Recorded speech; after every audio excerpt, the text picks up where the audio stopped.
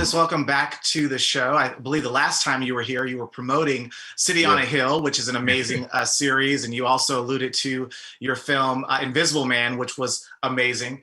But when I found out that you were going to be portraying Jim Brown in this film adaptation of One Night in Miami, I was over the moon because I was like, who else could play the iconic Jim Brown, but none other than Aldis Hodge. So what was it like stepping into his shoes?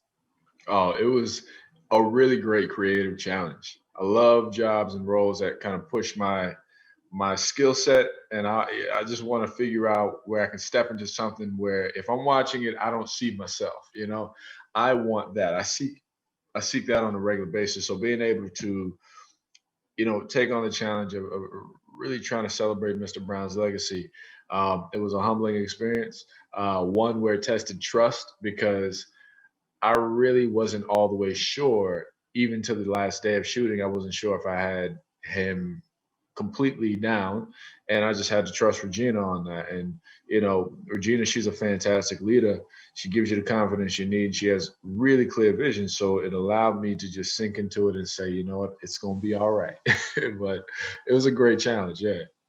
Absolutely. And what was it like working with her as a director? She's just really, I mean, she was already awesome, but Yeah. now with the Oscar and all of the other accolades and this opportunity, this being her directorial debut, what was that like working with her? Oh, it was fantastic. It really was. I mean, she easily navigates through the issues on set, like, time constraints and weather issues and all that kind of stuff. She handles it with so much poise and just patience. It was, again, a great education to just sit there and study how she moved and really how she maintained and held on to the consistency of the tone and the details, because this relationship, the star of this relationship is the conversation, point blank. I mean, Kim did a wonderful job illustrating the entire script and the meaning and the message, but the stars of conversation, how the conversation works and performance is through tone, managing the variables when it comes to being vulnerable. And she absolutely, hands down, kept us on track, and she helped us really understand the nuances and the notes to play, because we didn't shoot in sequence. You know what I'm saying? We would shoot, this block over here, and then the next day it's two scenes over, and we're all over the place and shooting, which is natural. Every single job is like that. But to maintain that consistency, to know where we are emotionally, that takes a lot of discipline, a lot of passion, a lot of skill, and she was able to easily communicate that to us. Did you have an opportunity to talk to Jim Brown before shooting? No, not yet. No, no, still haven't had the chance to talk to Mr. Brown, but I've heard from a couple of reliable sources that he's seen the film and he's really happy with what he saw. So that takes all the weight off. I'm good with that. The film also talks about artist responsibility and Black Good. success. Can we talk about that and what your thoughts are right now? And do you feel that you have a responsibility as an artist during this time in 2021? Well, naturally so. I think that we, Black people, carry the responsibility of our culture in ways that other cultures don't.